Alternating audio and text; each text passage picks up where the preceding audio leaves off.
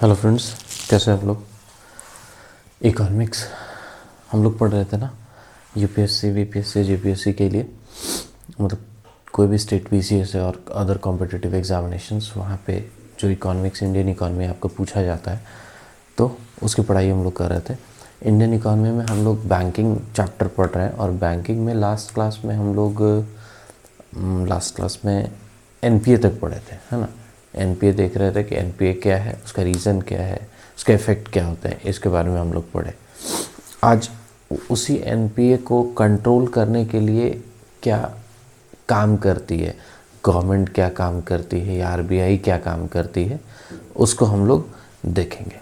ठीक है, तो उसी में बेसल नॉर्म्स वगैरह जो है वो हमारा है। ये बहुत ही इम्पोर्टेंट लेक्चर होने वाला है, क्योंकि बेसल नॉर्म्स जो है ये हर एक बारी क्वेश्चन का पार्ट होता है। ठीक है, तो कहीं ना कहीं से इस पे क्वेश्चंस आते हैं। और वैसे भी बैंकिंग, मनी बैंकिंग से 3 क्वेश्चन हमारा पीटी में हम लोग एक्सपेक्ट कर सकते हैं। मेंस में भी अगर आपको आंसर राइटिंग आएगा तो इससे क्वेश्चन आना ही आना है। ठीक है, तो ये one of the important chapter है। तो स्टार्ट करते हैं। कल हम लोग देखे थे एनपीए। एनपीए क्या, non performing asset. Non performing asset क्या था कि 90 डेज, अगर मान लो कोई भी आदमी एक लोन लिया है बैंक से 5 लाख का, ठीक है, इसका इंटरेस्ट इसको 3000 देना है, मान लो महीने का। अगर ऐसा हो जाए कि 90 डेज जो है, हर महीना इसको देना है ईएमआई, लेकिन हर महीने ना दे के ये 3 महीने लगातार, मतलब 90 डेज तक इसने किसी ईएमआई को पे नहीं किया बैंक में, तो 91st डे जो होगा ये इस लोन को कह दिया जाएगा कि ये लोन क्या है, एनपीए हो गया। क्या हो गया, नॉन परफॉर्मिंग एसेट। ठीक है, तो 2 चीज़ है कि ये 3000 रुपया ये 90 दिन तक अगर नहीं दे जो इसका ईएमआई बनता था, या अगर ऐसा भी हो सकता है कि ये मान लो 5 लाख है और इसके पास कैपेसिटी है कि 2 लाख जो है प्रिंसिपल अमाउंट का वो भी ये जमा कर सकता है, तो ये भी ना दे। मतलब एनपीए सिर्फ ये नहीं कहना है कि इंटरेस्ट अगर नहीं आया तो एनपीए हो गया, नहीं, प्रिंसिपल अमाउंट भी अगर नहीं दिया 90 दिन तक, प्रिंसिपल अमाउंट का कुछ भी पार्ट, कुछ भी पैसा अगर नहीं जमा किया और ईएमआई नहीं जमा किया 90 डेज तक, तो 91st डे से वो लोन क्या हो जाएगा, एनपीए हो जाएगा। ठीक है, यहाँ तक हम लोग देख चुके थे, पढ़ चुके थे, समझ चुके थे। ठीक है, अब हम लोग को आगे पढ़ना है कि ये अगर एनपीए हो जाए तो हम लोग क्या करेंगे, या हम लोग कुछ ऐसे स्टेप्स ले सकते हैं पहले जिससे कि एनपीए ही ना हो, तो उसी के बारे में पढ़ेंगे हम लोग। Steps to control NPA. हम लोग एनपीए कैसे कंट्रोल कर सकते, तो इसका 2 तरीका है। देखो, एक तो पहले आप कुछ सोच समझ कर चीज़ें करो, लोन जो दो आप सोच समझ कर दो, तो आपका लोन कम से कम ख़राब होगा। दूसरी चीज़, अगर आपने लोन दे दिया है और अगर वो एनपीए हो गया, तो आप उसको रिकवरी के लिए प्रॉपर प्रोसीजर लगाओ, प्रॉपर काम करो, प्रॉपर एक जैसे बोलते हैं ना, बैंक अदालत वगैरह लगता है, तो ये सब सारी चीज़ें हैं, तो उसमें भी आप कुछ कुछ काम करो ताकि आपका जो पैसा है वो लौट के आ जाए बैंक में।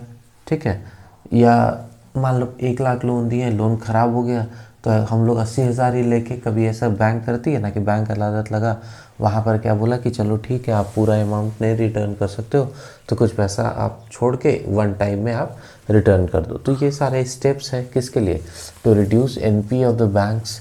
ठीक है, तो उसमें 2 स्टेप ले सकते हैं। एक पहला क्या, प्रिवेंशन।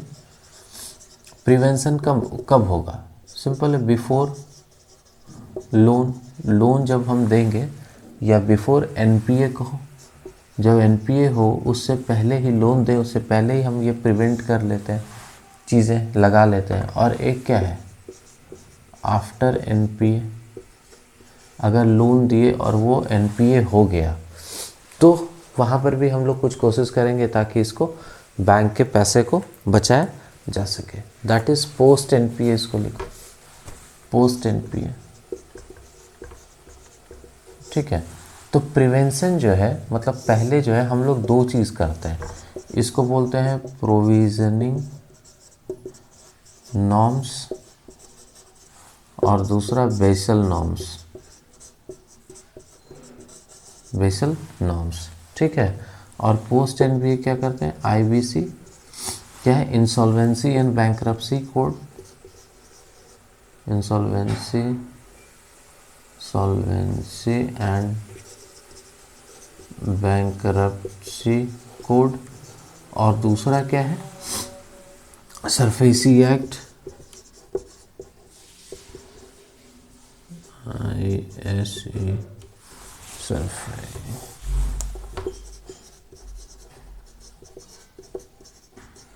सरफेसी एक्ट, SARFESCI आता है, सरफेसी एक्ट। हाँ, तो ये है एक्सेट्रा, और भी इसमें चीज़ है, वो देखेंगे बाद में। तो ये क्या है, पोस्ट एनपीए और ये प्री एनपीए। प्रिवेंशन हम लोग करते हैं कि लोन देने से पहले, और अगर एनपीए हो जाए तो उसके बाद भी हम लोग कुछ स्टेप्स लेते हैं ताकि हमारे एनपीए को रिड्यूस किया जा सके। तो हम लोग सबसे पहले पढ़ेंगे प्रिवेंशन। प्रिवेंशन में किसको, प्रोविजनिंग नॉर्म्स को। ठीक है, देखो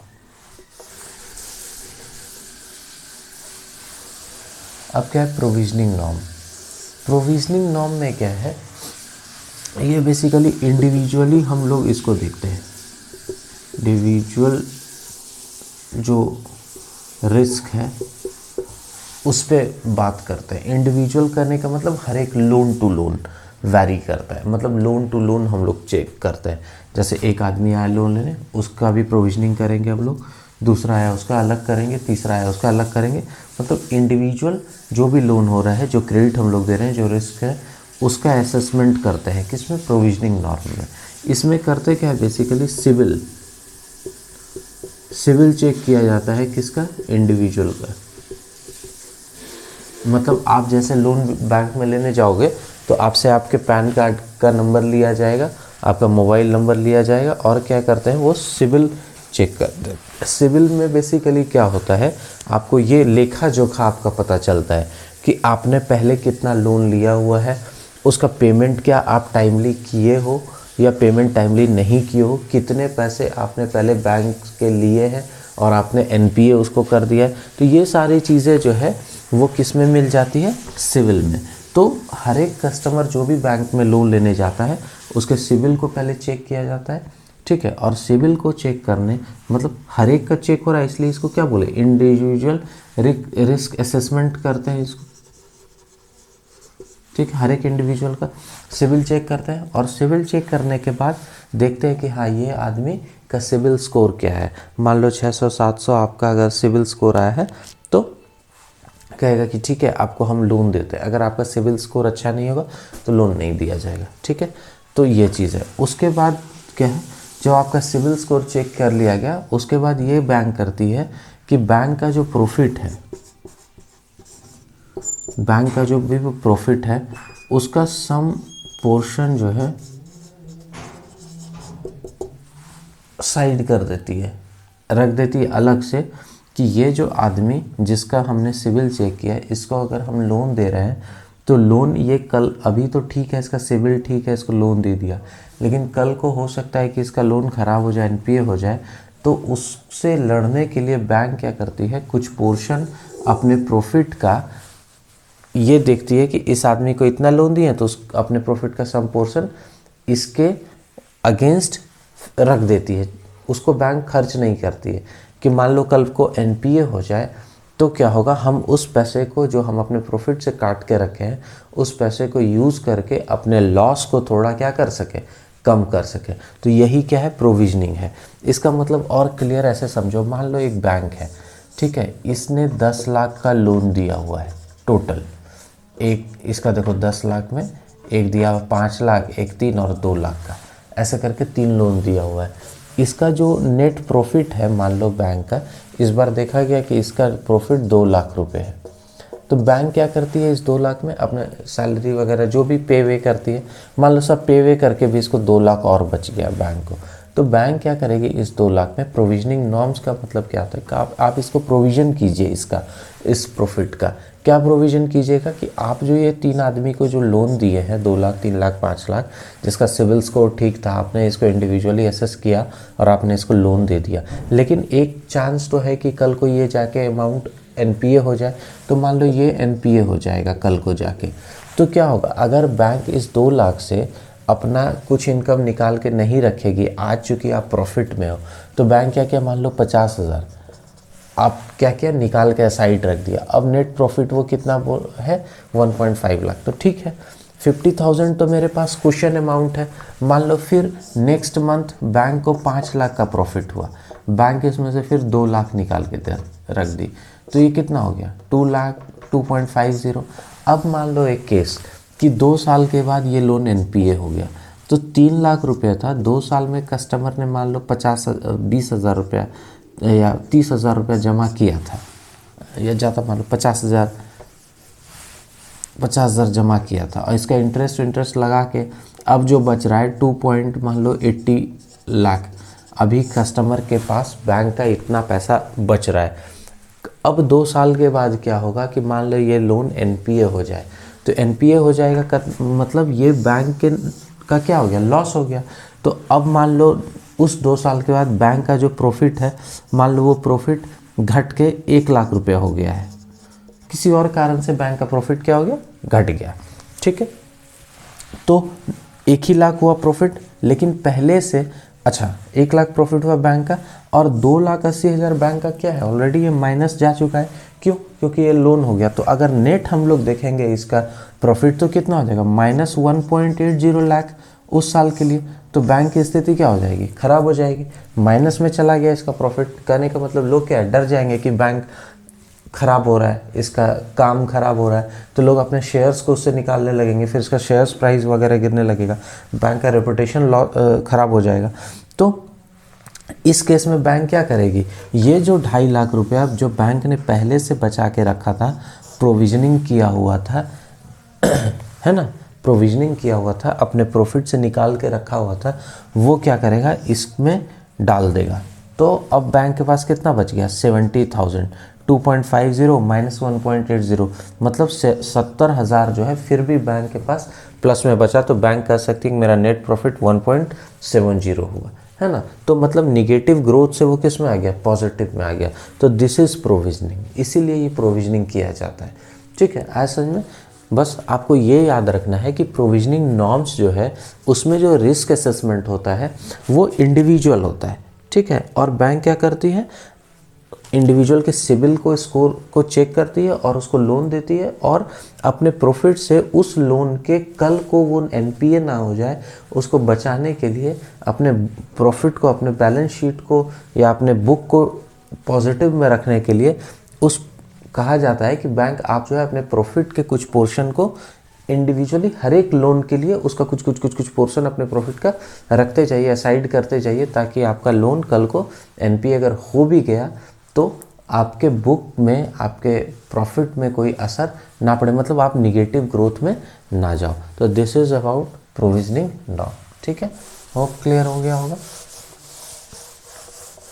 अब देखो इसके बाद जो इम्पोर्टेंस, जो बहुत इम्पोर्टेंट है वो क्या है?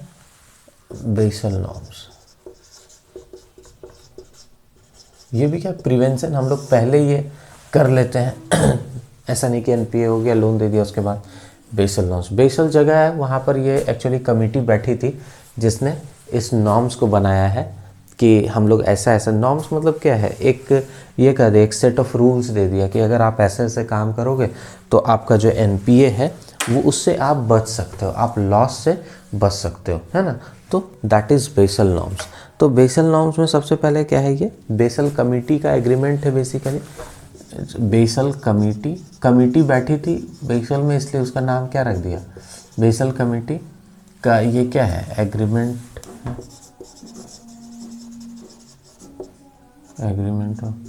मतलब एक कमेटी बैठी थी, ये ऐसे करके सब लोग बैठे थे, बहुत सारे लोग के, बहुत सारे कंट्री के प्रतिनिधि इसमें बैठे थे, और they have decided at a certain set of rule, at a certain points, इस पॉइंट पे सबने डिसाइड किया कि yes this is right, we will do this things. तो ये क्या एग्रीमेंट है, इन सब ने मिल के किया है इसको। किसके लिए? To save the money of the bank और टू रिड्यूस एनपीए, एनपीए को घटाने के लिए, एनपीए से बैंक को बचाने के लिए। तो वही है क्या, बेसल नॉर्म्स। ये क्या है, एक एग्रीमेंट है। इसमें जो है फोकस क्या है इसका, अगर आपको पूछेगा ये अच्छा हाँ ठीक है, फोकस क्या है ये समझ गया ना कि क्यों ये कर रहे हैं। बेसिक इसका फंडा यही है कि एनपीए को हमको बचाना है। तो अगर आपको पूछेगा कि फोकस इसका क्या है, तो बैंक और फाइनेंशियल सिस्टम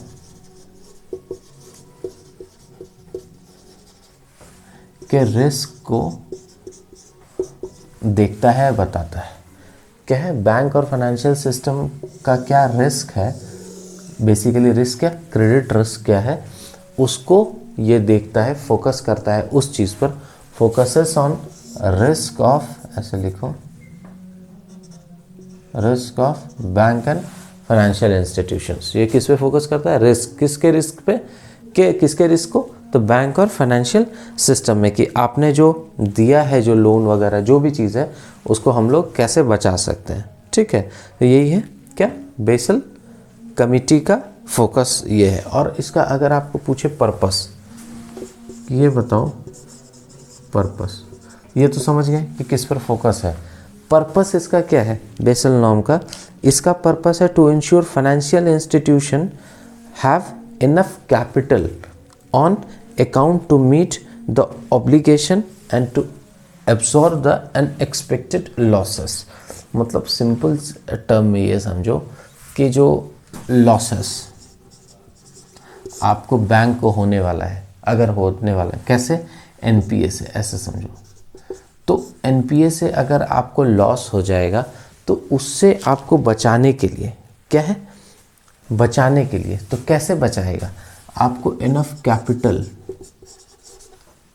आपको क्या करना होगा, इनफ कैपिटल रखना होगा। जो आपका लॉसेस होने वाला है उससे आपको बचना है, तो आपको इनफ कैपिटल रखना होगा। ठीक है, किसके लिए, लॉसेस एंड ऑब्लिगेशन दोनों, उसके लिए। मतलब क्या, और इसको क्लियर समझो कि बैंक ने, फिर से वही बात है, 5 लाख का लोन दिया हुआ है। ठीक है, ये ऐसे देखो, ये बैंक है, ये है एफडी, ये है लोन। लोगों ने अपने पैसे को फिक्स कराया बैंक में, मान लो 50 लाख का, 50 लाख, और बैंक लोन देती है किसको, इसी पैसे को यूज़ करके। क्यों, क्योंकि ये फिक्स डिपॉजिट है। बैंक को पता है कि 1 साल बाद या 2 साल बाद का एफडी है, तो लोग 2 साल बाद मांगने आएंगे। हाँ, कुछ ऐसे पोर्शन है जो कि पहले भी आ सकता है, तो बैंक उसके व्यवस्था अलग से करती है। और लोन इसमें मान लो 30 लाख दिया हुआ है, इसी 50 लाख से 30 लाख का बैंक लोन दिया हुआ है। तो ये बैंक का क्या है, दिस इज ऑब्लिगेशन। ये बैंक का क्या है, ऑब्लिगेशन है। और ये क्या है, क्रेडिट है, जो बैंक ने दिया है, लोन दिया है। और ये क्या है, एनपीए में भी हो सकता है, कल को ये लॉस हो सकता है, एनपीए हो सकता है, ये लॉस कर सकता है जो लोन दिया हुआ है। तो क्या करना होगा हमको, इसका बेसल नॉर्म्स क्या कहा कि बैंक, आपको 2 चीज़ ध्यान रखना है कि आपको ऑब्लिगेशन भी है कि किसी ने अगर आपके यहाँ 50 लाख का एफडी कराया है, तो you have to return that money to the customer. Second चीज़ कि one more thing you have that, कि आप जो पैसा लोन दिए हो वो लॉस में आपका चला जाए, तो क्या करोगे। मान लो ये 50 लाख का एफडी कराया था, 30 लाख का ये लोन दिया, मान लो 30 लाख ख़त्म हो गया, इसका ख़राब हो गया, एनपीए हो गया, तो अब बैंक के पास कितना बचा, 20 लाख रुपया ही बचा। अब बैंक क्या करेगी, 50 लाख रुपए अब कभी लौटा सकती है, नहीं लौटा सकती है। क्यों, क्योंकि ये इसने, इसका 30 लाख तो चला गया किस में, लोन जो दिया था उसमें पैसा चला गया इसका। ठीक है, वो लौट के आया नहीं इसके पास, तो ये that is the loss of the bank. तो ये बैंक का क्या हो गया, लॉस हो गया। तो नेट बैंक के पास 20 लाख ही बचा, जो कि कस्टमर को ये क्या करेगा, आगे दे सकता है, लौटा सकता है। ठीक है, तो अब यही बेसल कहा कि आपको 20 लाख बचेगा, तो आप करोगे क्या, तो इसी चीज़ से बचने के लिए हम अभी पढ़ेंगे कि इसको कैसे हम लोग बच सकते हैं। इसको इसी चीज़ से बचने के लिए बेसल कमेटी ने एक सेट ऑफ रूल, एक एग्रीमेंट बनाया और सब ने उस पर साइन किया। इस 50 लाख से 20 लाख जो आया, ये 30 लाख रुपया को बचाने के लिए बेसल ने 3 नॉर्म्स, अलग अलग नॉर्म्स लेके आया इसने, ठीक है। 3 नॉर्म्स टिल डेट इस पे आ चुका है। किसके लिए? वही बैंक के लॉसेस को बचाने के लिए, जिसको हम लोग सबसे पहला क्या बोलते हैं? Basel 1 norm. सबसे पहला क्या है? Basel 1 norm. ये समझ में आया बेसल नॉर्म है क्या? जो आप लोन दिए हो, आपका जो लॉसेस है उससे आपको सेव करने के लिए हम लोग एक सेट ऑफ रूल बनाएंगे, दैट इज़ बेसल नॉर्म्स। उसमें सबसे पहला सेट ऑफ रूल क्या है कि बेसल फर्स्ट नॉर्म। जैसे जैसे चीज़ें बढ़ेंगी, समय बढ़ेगा, डिमांड बढ़ेगा मार्केट का, मार्केट में लोन के स्ट्रक्चर में बदलाव आएगा तो अलग अलग नॉर्म्स आता जाएगा। तो सबसे पहला जो आया था उस समय क्या है? 1988 में क्या आया था? 1988 में कौन सा नॉर्म्स? बेसल 1 नॉर्म्स, ठीक है। इसमें बेसल कमेटी ने इंट्रोड्यूस किया था। इसमें बेसल कमेटी ने इंट्रोड्यूस्ड, इसमें बेसल कमेटी ने सबसे पहली बार इंट्रोड्यूस किया था किसको? Capital measurement system. इसको क्या बोलते हैं? Capital measurement system. आपको ये ऑप्शन में दे देगा, मैं बताता हूँ अभी कैसे। कैपिटल मेजरमेंट सिस्टम या बेसल कैपिटल एकॉर्ड भी इसको कहते हैं, बेसल कैपिटल एकॉर्ड, या इसको बेसल नॉर्म, फर्स्ट नॉर्म, इसको ये भी कहते हैं बेसल 1 नॉर्म्स, ठीक है। ये क्या फर्स्ट जो बेसल 1 नॉर्म जो था वो कब आया था? सबसे पहले 1988 में। ये जो नॉर्म्स आया जिसको बेसल 1 नॉर्म कहेंगे, इसको दूसरे नाम से भी जानते हैं, बेसल कैपिटल एकॉर्ड या कैपिटल मैनेजमेंट मेजरमेंट सिस्टम। आपको यूपीएससी क्वेश्चन दे देगी, फर्स्ट क्वेश्चन दे देगी कि Basel 1 norm can be termed as, ये भी दे देगा, ये भी दे देगा, ABCD मतलब 1 2 3 4 दे देगा। अब ऑप्शन बनाएगा A 3 4, B 1 2 3, C 2 3 और D 4, ऐसे करके ऑप्शन बना देगा। उसमें ये 3 नाम है, 2 में ये दोनों नाम दे दिया। तो आपको क्या करना है वो उस हिसाब से देखना है। स्टेट PCS में भी ये पूछा जा सकता है कि बेसल 1 नॉर्म को हम लोग क्या बोलते हैं? तो Basel capital accord, capital management measurement system, ठीक है। ये हम लोग इसका नाम देते हैं, ठीक है। तो ये क्या है? Basel 1 norm. अब इसमें इसका फोकस अगर आपको बोलेगा कि इसका फोकस क्या है, तो credit risk, this is very important. Credit risk का मतलब बेसल 1 नॉर्म है क्रेडिट का मतलब फिर वही क्या है? लोन। आप जो लोन दे रहे हो उसका रिस्क क्या है, उसको यहाँ पर फोकस किया जाता है कि आप जो लोन प्रोवाइड कर रहे हो तो वो क्या है, ठीक है। और रिस्क वेटेड एसेट, इसमें एक इसको मिटा देता हूँ। तो क्या चीज़ हम लोग पढ़ रहे हैं? Credit risk is the focus इसका यही है। और risk weighted asset, risk weighted asset ये क्या है? बैंक ने लोन दिया, क्रेडिट दिया, मान लो 10 लाख का। अब हम लोग इस पे एसेस करेंगे कि भाई ये 10 लाख रुपया टोटल, ये दिस इज टोटल लोन। एक चीज़ याद रखना, हम लोग पढ़े अभी क्या? Provisioning norm. प्रोविजनिंग नॉर्म में क्या हो रहा था? हम लोग इंडिविजुअल लोन देख रहे थे, लेकिन बेसल नॉर्म्स में हम लोग ओवरऑल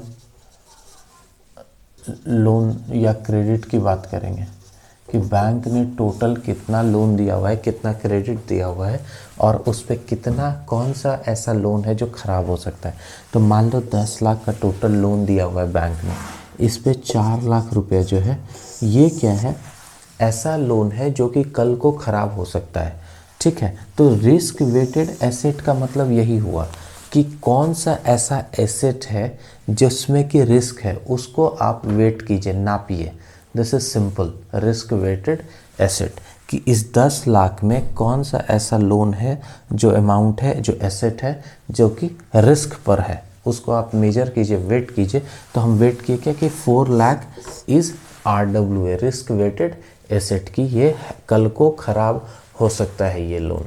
ठीक है, तो बेसल फर्स्ट नॉर्म में वही कहता है कि सबसे पहले किस पे फोकस है इसका, क्रेडिट रिस्क पे, कि आप जो क्रेडिट दिए हुए हैं, जो टोटल लोन दिए हुए हैं, उस लोन में आपको क्या करना है, सबसे पहले अपने ये जज कर लेना है कि कौन सा उसमें ख़राब हो सकता है, that is known as RWA। और उस जो ख़राब होगा, जैसे 4 लाख ख़राब हो गया तो RWA यहाँ पर क्या हो गया, मान लो 4 लाख इस एग्जाम्पल में, लेट से। ठीक है, तो इसका 8% you have to keep aside. इसका क्या है, 8% जो है आपको क्या है, मिनिमम कैपिटल, उसको फिक्स्ड करना होगा, कितना, 8%।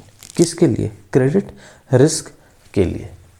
मतलब कि ये जो क्रेडिट दिए हैं, इसका जो रिस्क है, उसका जो RW है, उसका 8% लगभग कैपिटल जो है आपको अलग से रखना होगा, अलग करना होगा, ताकि कल को आप अपने लोन को क्या है, बचा सकें।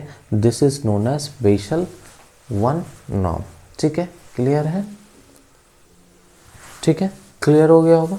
एक बार फिर से एक बार बता देता हूँ कि बेसल 1 नॉर्म में क्या कहा कि अगर आपने 10 लाख लोन दिया है तो आप कह रहे हो कि बैंक एसेस की कि मेरा रिस्क वेटेड एसेट 4 लाख है, मतलब कि ये कल को ख़राब हो सकता है। रिस्क वेटेड एसेट, एसेट जिसमें रिस्क है उसको मेजर कर लिए, वेट कर लिया, दैट इज़ 4 लाख। तो इस 4 लाख का 8% जो है अमाउंट जो है, कैपिटल जो है, इसलिए इसको आगे हम लोग कैपिटल के नाम से बोल रहे थे, है ना। रिस्क बेसल 1 नॉर्म्स को हम लोग बोल रहे थे ना, कैपिटल मेजरमेंट सिस्टम। इसका कैपिटल को मेजर कर लिया कि कितने कैपिटल को बैंक को असाइड रखना है। ये क्या है, 8% कैपिटल जो है आपको प्रॉफिट से बैंक को केप असाइड, इसको अलग से आपको रखना है कल को। क्यों, क्योंकि आपका ऑब्लिगेशन भी है ना। तो this is known as Basel 1 norm. तो इम्पॉर्टेंट क्या है, अच्छा एक चीज़ और इम्पॉर्टेंट क्या है, इंडिया हैज़ अडॉप्टेड। आपको यूपीएससी में ऐसे क्वेश्चंस दिख जाएंगे। यूपीएससी में आपको क्वेश्चन पूछता है, कोई भी नॉर्म्स है, कोई भी जो नया रेगुलेशंस आता है, जैसे कोई भी गोल्स आता है, SDG गोल है ना, सस्टेनेबल डेवलपमेंट गोल, तो ये आपको पूछेगा कि इंडिया क्या वो उसने इंडिया हैज़ अडॉप्टेड इट और नॉट। जैसे मिनामाता कन्वेंशन है, बहुत सारा है इस तरह का, तो इंडिया हैज़ अडॉप्टेड इट और नॉट। या अगर कोई ग्रुप बना है, कोई ये बना है, उसमें इंडिया पार्ट है कि नहीं, जैसे क्वाड ग्रुप बना है तो इंडिया इज़ पार्ट और नॉट। तो this is important, this is a focus area of UPSC. UPSC ये पूछती है, तो आपको ये यूपीएससी पूछेगी, इससे कुछ ना भी पूछे ये पूछ देगा कि बताओ कि इंडिया बेसल 1 नॉर्म को अडॉप्ट किया है कि नहीं। तो yes, India has adopted it. दूसरा चीज़ पूछा जाएगा आपको यूपीएससी या स्टेट पीसीएस में कि बेसल 1 नॉर्म में हम लोग कितना % रखते हैं RWA का, रिस्क वेटेड एसेट का कितना % कैपिटल जो हम लोग असाइड रखते हैं। हम लोग मतलब बैंक को किससे रखना पड़ता है, अपने प्रॉफिट से। तो कितना है, 8%। ये this you have to remember. ये क्या है, हमारा बेसल 1 नॉर्म है। ठीक है, कोई दिक्कत। एक चीज़ इंपॉर्टेंट हो गया आपको, प्रोविजनिंग नॉर्म में हम लोग इंडिविजुअल लोन्स को देख रहे थे, बेसल नॉर्म में हम लोग ओवरऑल जो क्रेडिट है बैंक का उसको देखते हैं। ठीक है, आगे बढ़ते हैं। तो दिस इज बेसल 1 नॉर्म। अब उसके बाद क्या है, इसके बाद फिर चीज़ें बढ़ी, समाज बढ़ता गया, मार्केट बढ़ता गया, बैंकिंग स्ट्रक्चर बढ़ता गया, चेंज होता गया, उसके साथ साथ लोन देने के तरीके भी चेंज हुए। फिर आया क्या, बेसल 2। फिर कमेटी बैठी और फिर एक कुछ रूल्स को उन्होंने ऐड, और जैसे बुक को अपडेट करते हैं ना, उसी तरह अपग्रेड इसको किया जाता है। तो ये क्या है, 2004 में ये क्या है, refined version of Basel one norm, ये तो नॉर्मल सी चीज़ है कि समय के साथ चीज़ें क्या होती हैं, अपडेट होते जाती है। तो इसमें क्या किया, 3 टाइप ऑफ रिस्क बताया।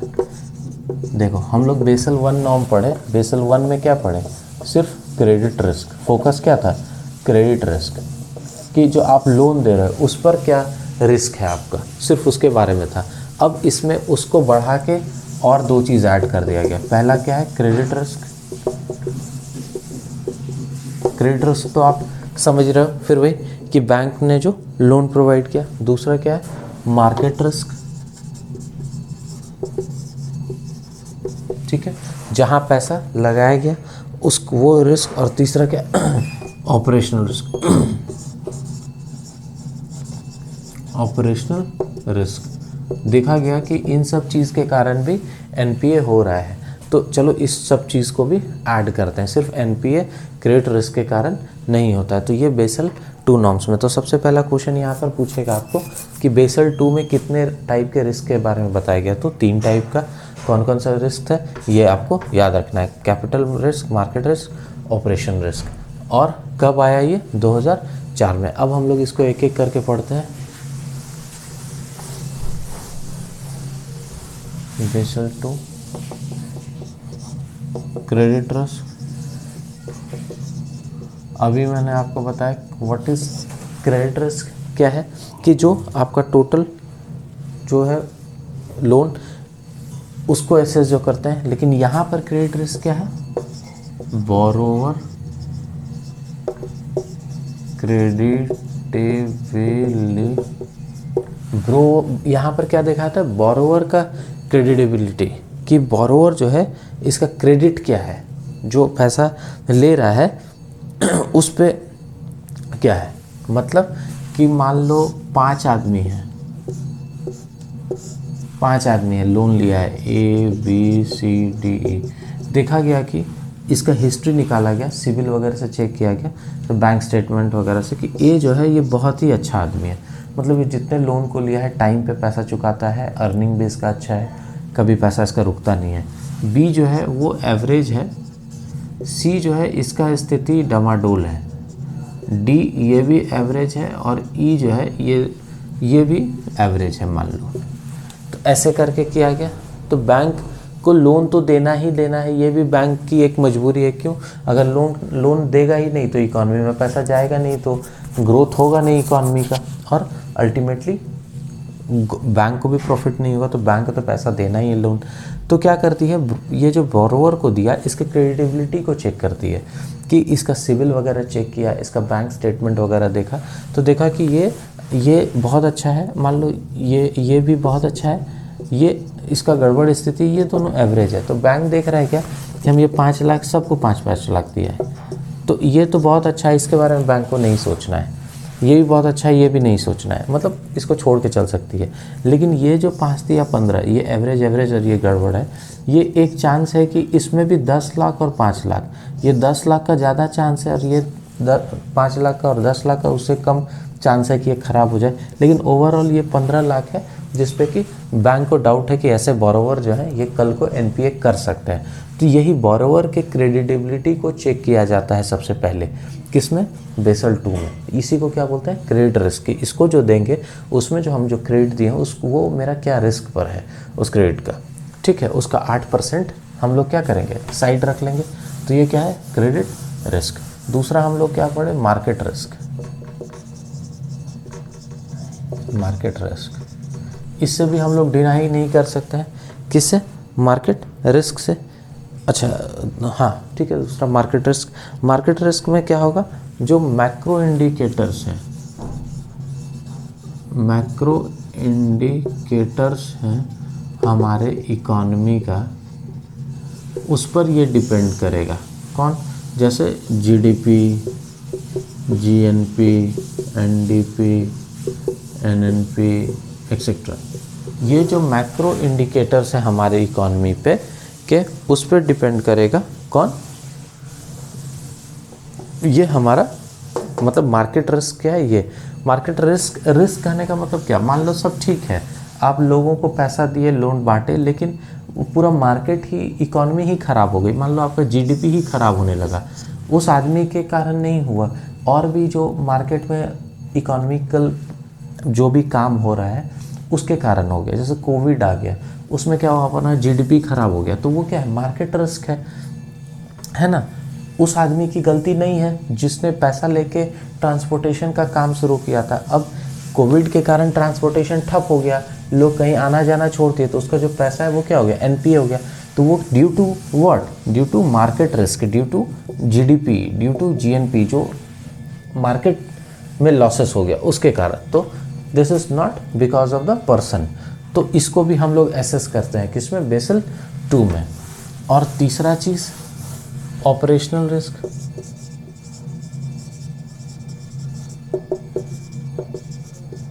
थर्ड वन इज क्या, ऑपरेशनल रिस्क। ऑपरेशनल रिस्क का मतलब क्या कि इंटरनल प्रोसेस जो है, मान लो failure of internal process of banks का जो है अपना वो फेल्योर कर जाए, इंटरनल प्रोसेस, बैंक प्रॉपरली काम नहीं करे, तो उसको क्या बोलेंगे, ऑपरेशनल रिस्क। मान लो लोन हम लेने गए, जब तक बैंक में मान लो बहुत सारा पेपर वर्क है, तो हमको पैसे की ज़रूरत है, हमने आज मशीन लगाया है, मशीन से हम क्या करते हैं, मान लो प्लेट्स का प्रोडक्शन करते हैं, और इस प्लेट्स के प्रोडक्शन को करके हम इसको मार्केट में बेचते हैं और प्रॉफिट कमाते हैं। मान लो हमारा ये मशीन ख़राब हो गया, हमको इसको ठीक कराने के लिए 5 लाख रुपए का ज़रूरत है। हम क्या कहें, बैंक के पास गए, बोले कि भैया 5 लाख रुपए आप हमको लोन दो, हमको इस मशीन को ठीक कराना है और अपना प्लेट्स का बिज़नेस रेगुलर करना है। तो बैंक बोला ठीक है, दे देते हैं। ये क्या किया, सारा माल वाल गिरवा लिया कि चलो अब तो मेरे पास पैसा आ ही जाएगा। अब बैंक इसको लोन देने में 5 महीना लगा दी, 5 महीना में क्या है, इसका माल एक ख़राब हो गया सारा। तो क्या हो गया, ये क्या रिस्क है, ऑपरेशनल रिस्क। इस आदमी की तो गलती नहीं है, इसने बेचारे ने प्लेट्स बनाने के लिए सारा माल वाल गिरवा लिया, सारा बैंक के पास गया भी, सब चीज़ टाइमली ये कर रहा है, लेकिन बैंक का अपना जो इंटरनल प्रोसेस है, बैंक का जो अपना काम करने का तरीका है, उसके कारण क्या हो गया, इसके डिस्बर्समेंट में लेट हो गया। तो लेट डिस्बर्समेंट के कारण इसका जो ये जो रॉ मटेरियल्स था वो ख़राब हो गया, मान लो। तो रॉ मटेरियल्स ख़राब हो गया तो ये क्या हो गया, लॉस में हो गया। तो फिर ये क्या, किस में चला जाएगा, एनपीए में चला जाएगा। तो ये कैसे रिस्क कहलाएंगे, ऑपरेशनल रिस्क। क्रेडिट रिस्क तो हुआ नहीं, क्यों, क्योंकि वो क्रेडिट जो था, ख़राब क्रेडिट नहीं दिया, बैंक उसको लोन दी अच्छा के लिए, वो अच्छा आदमी था जो लोन लेना चाहता, बट बैंक के कारण ही वो लोन ख़राब हो गया। तो हम लोग इसको क्या बोलेंगे, failure of internal process of bank. तो इसमें क्या है, एडमिनिस्ट्रेटिव इनएफिशिएंसी, इसका एग्जांपल क्या है, एडमिनिस्ट्रेटिव इफिशिएंसी, है ना, ये क्या है, एडमिनिस्ट्रेटिव इफिशिएंसी इसको कहेंगे। और क्या बोलेंगे, प्राइवेसी प्रोटेक्शन, कुछ में है प्रोटेक्शन एक्सेट्रा। ये क्या है, ऑपरेशनल रिस्क के एग्जाम्पल्स हैं, ठीक है, कोई दिक्कत। तो ये हमारा क्या है, 3 रिस्क था जिसके बारे में बात किया किसने, बेसल 2 ने। क्योंकि समय के साथ उसने देखा कि सिर्फ ऐसा कारण नहीं है कि लोग ही ख़राब हैं और लोग के कारण ही पैसा एनपीए हो रहा है, बाकी चीज़ें भी जिम्मेदार हैं एनपीए के लिए, खासकर कोविड जैसे। तो कोविड ने हमको ये समझा दिया कि मार्केट रिस्क क्या चीज़ है, और ऑपरेशनल रिस्क तो आप बहुत लोग देखे ही होगे, समझे ही हो, फेस करते ही होगे, ठीक है। तो ये क्या था, हमारा बेसल 2 नॉर्म्स हमारा क्या हो गया, कंप्लीट हो गया। और लास्ट क्या है हमारा बेसल 3। अभी तक 3 ही नॉर्म्स आए हैं, बेसल कमेटी ने 3 नॉर्म्स दिए हैं। तो पहला 1988 में, 2004 में 1, 2, और तीसरा जो हमारा बेसल 3 है वो कब आया, 2010 में, 2010 में तीसरा नॉर्म्स आया, बेसल नॉर्म्स, जिसको मतलब ये 2010 में आया। आरबीआई ने इसको टाइमलाइन पहले दिया हुआ था कि 2021 के किसी महीने तक कि आप इसको लागू कर लो। आरबीआई ने टाइमलाइन दिया था कि आप इसको लागू कर लो, तो शायद इसको एक्सटेंड कर दिया है सितंबर 2022 तक। इसको एक बार देख के अपडेट कर लेना है कि सितंबर 2022 तक इसको लागू करने के लिए आरबीआई ने क्या दिया हुआ है, टाइमलाइन दिया हुआ है। ये क्या है, अपडेशन है, ये है क्या, बेसिकली अपडेशन है किसका, ऑफ बेसल 2 नॉर्म्स जो हम लोग पढ़ते आ रहे हैं कि कैसे समय के साथ चीज़ें बदल जा रही हैं। इसमें क्या किया, बेसल 2 में 2 मोर कंपोनेंट ऐड कर दिया, 2 कंपोनेंट एडेड इन इट। पहले से हम लोग देख रहे थे कि बेसल 2 में क्या था, 3 क्रेडिट रिस्क के बारे में बात किया, इसमें 2 चीज़ और ऐड कर दिया इसको, ताकि इसको भी ऐड कर दो। क्या, सुपरवाइजरी रिव्यू प्रोसेस। पहला क्या है, सुपरवाइजरी रिव्यू प्रोसेस। ये क्या है, पहला कंपोनेंट जिसको क्या ऐड करना है, और दूसरा रिस्क डिस्क्लोजर, रिस्क डिस्क्लोजर। ये 2 कंपोनेंट ऐड किया। ये चूँकि अभी इम्प्लीमेंट नहीं हुआ है पूरी तरह से, तो आपको ये प्रॉपर तो नहीं पूछा जाएगा जब तक ये इम्प्लीमेंट ना हो जाए, लेकिन ये ज़रूर पूछेंगे कि बेसल 3 नॉर्म कब आया, तो 2010 में। ये आरबीआई ने इसमें क्या गाइडलाइन दिया है, कब तक इसको सारे बैंक्स को मान लेना है, एक्सेप्ट कर लेना है, तो वो टाइमलाइन एक बार देख लेना है। और इसमें 2 कंपोनेंट कौन कौन सा ऐड किया गया, तो सुपरवाइजरी रिव्यू प्रोसेस, मतलब सुपरवाइजरी समझ ही रहो कि आप जो रिव्यू प्रोसेस का मतलब क्या होता है, आप एकदम सिंपल सा चीज़ है, जैसे लोन दिए, लोन जो दे रहे हो उसका रिव्यू आप कर रहे हो कि नहीं, कि आज हम लोन दे के सो गए कि ठीक है ईएमआई आ रहा है चलो, नहीं, आपको 6 महीना साल भर के बाद उसको देखना है कि वो जो लोन दिए हैं उस पर कैसे काम चल रहा है, जिस चीज़ के लिए लोन लिया गया उसका पर्पस सॉल्व हो रहा है कि नहीं, लोग उस पर्पस के लिए इसको यूज़ कर रहे हैं कि नहीं, तो that is supervisory review process. और रिस्क डिस्क्लोजर का मतलब क्या है कि आपको डिस्क्लोज करना है, बताते रहना है कि आप जो पैसा दिए हो, मान लो आज जब आपने लोन दिया था तब वो पैसा ठीक था, आपका क्रेडिट रिस्क ठीक था, उसमें मार्केट रिस्क, ऑपरेशनल रिस्क सब कुछ ठीक था, लेकिन कल को हो सकता है 4 साल के बाद उस एक आदमी जिसने लोन लेके फैक्ट्री स्टार्ट किया था उसका फैक्ट्री का स्थिति खराब हो, तो आपका क्या है, वो रिस्क में चला जाएगा, जो अच्छा लोन था वो रिस्क में चला गया, तो उस रिस्क का आपको क्या करना है, डिस्क्लोज करना है टाइम पे, है ना। ये आरबीआई इसको स्ट्रिक्टली फॉलो करा रही है बैंक्स को, ताकि बैंक जो है अपने लॉसेस को मतलब देखते रहे। जैसे नीरव मोदी केस में क्या हुआ, यही सुपरवाइजरी रिव्यू प्रोसेस का कमी था कि ये नहीं देखा कि नीरव मोदी जो लोन लिया है, जो पैसा लिया है बैंक से, उसने क्या किया था, बैंक गारंटी, बैंक में क्या है, एक बैंक गारंटी बनता है, बैंक गारंटी का मतलब क्या है, पार्टी ए है और पार्टी 1 है और पार्टी 2 है। मान लो हम पार्टी 2 जो है ये यूएसए में है और पार्टी 1 नीरव मोदी है, तो नीरव मोदी क्या किया कि यूएसए से डायमंड लिया, तो डायमंड लिया तो इसको तो पैसा देना होगा डॉलर में, तो इसके पास तो डॉलर उतना है नहीं, डॉलर का कस्टोडियन कौन है, आरबीआई। तो नीरव मोदी ने क्या किया, डायमंड उसको लेकिन लेना है भारत में, उसको सेल करना है, तो उसने क्या किया, वो बैंक के पास गया, पंजाब नेशनल बैंक, उसने बैंक गारंटी करवाई, मतलब पंजाब नेशनल बैंक को उसने 50 लाख मान लो दिया और बैंक ने उसको गारंटी दी, ठीक है, कि हमको डायमंड लेना है। इस पंजाब नेशनल बैंक में यूएसए के बैंक को बोला कि भैया 50 लाख रुपए का आप डायमंड नीरव मोदी को दे दो, ये 50 लाख का जो अमाउंट है that I will pay to you, ये गारंटी थी कि मैं आपको पे करूँगा। तो ये इसको पैसा दिया, ये बैंक को दिया, बैंक इसको बोला और ये डायमंड इस तक पहुँच गया, तो यही प्रोसेस था, यही चलता रहता था बैंक गारंटी से। तो नीरव मोदी केस में क्या हुआ कि ये पैसा दिया नहीं, अब बैंक गारंटी इसको इशू होता चला गया, ठीक है, पैसा दिया नहीं लेकिन उसको बैंक गारंटी देती चली गई, उसने हम 1 करोड़ रुपया दिया नहीं बैंक को, लेकिन बैंक ने 1 करोड़ का गारंटी दे दिया, 1 करोड़ का माल उसको भिजवा दिया, तो इसी चक्कर में क्या हुआ, फेल हो गया। तो ये क्या था, सुपरवाइजरी रिव्यू प्रोसेस था।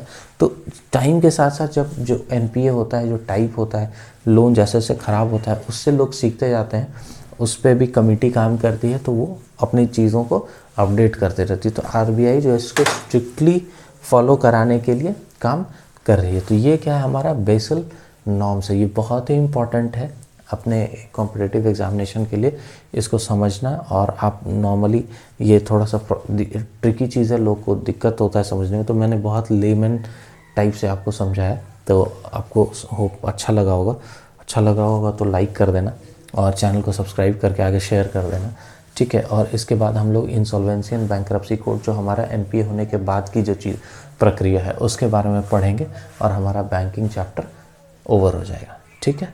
Thank you.